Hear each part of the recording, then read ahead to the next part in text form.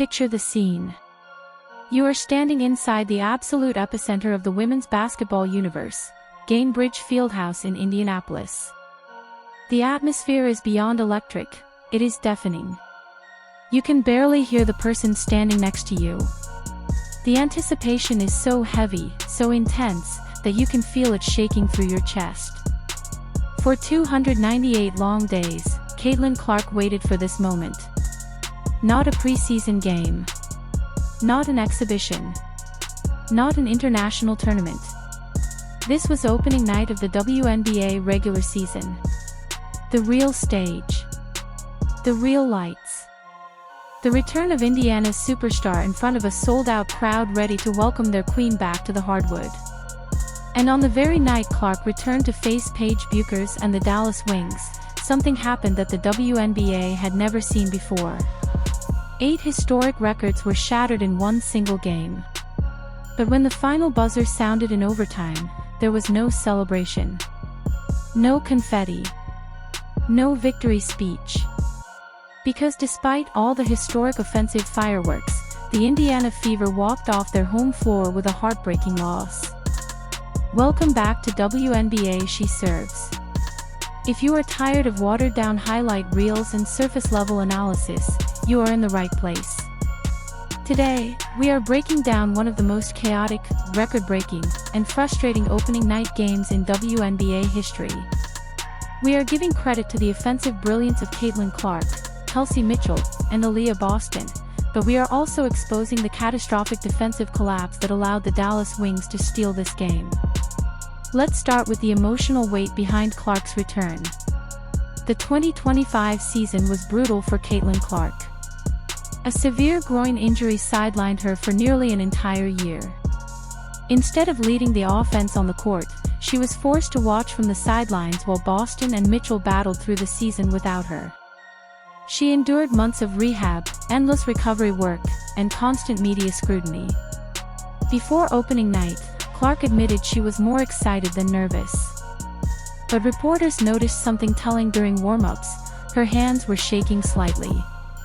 That tiny detail revealed everything. Even one of the biggest stars in basketball felt the pressure of returning after 298 painful days away from the game. Clark later admitted, "I missed having butterflies before a game." And honestly, that says everything about how much this moment meant to her.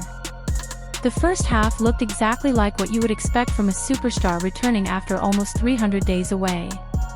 The rhythm was off. The timing was rusty.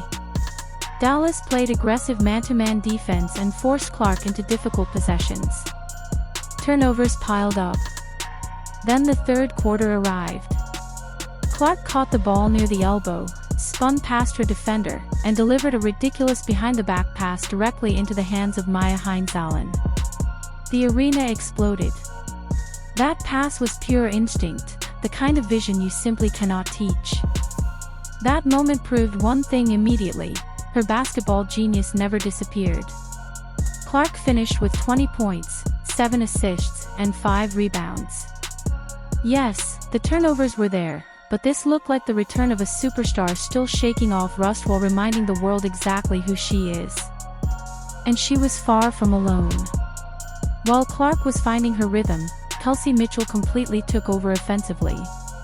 Mitchell exploded for 30 points and broke the Indiana Fever franchise record for most points ever scored in a season opener. She attacked relentlessly, buried deep shots, and carried the offense when the team needed.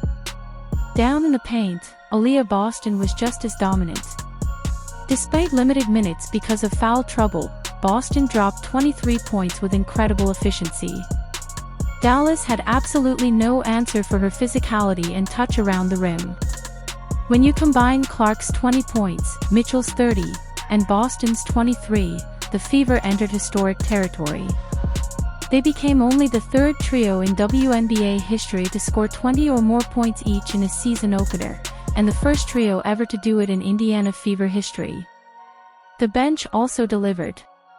Rookie Michaela Timpson stepped up with 11 points on near-perfect shooting, giving Indiana desperately needed production from the second unit.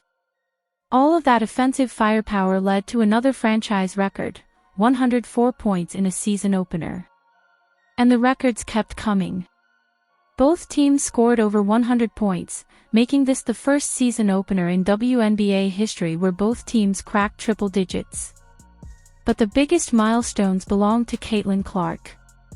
She became the fastest point guard in WNBA history to reach 1,000 career points, accomplishing it in just 54 games. She also became one of the fastest players overall to hit that mark, placing herself alongside some of the greatest scorers the league has ever seen.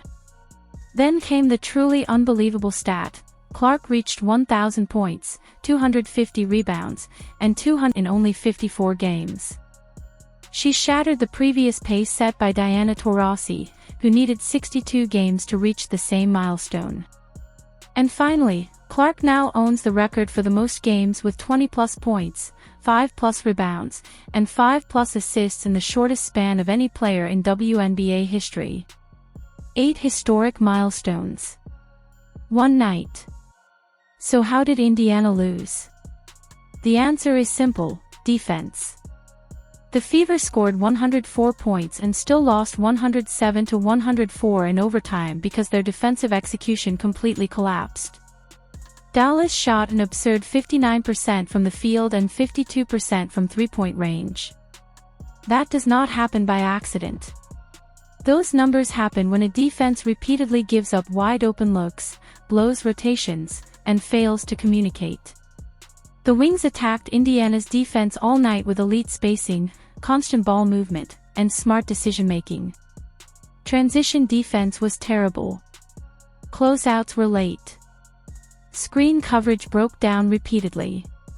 Players like Odyssey Sims, Jessica Shepard, and Alana Smith picked apart Indiana's defensive structure possession after possession.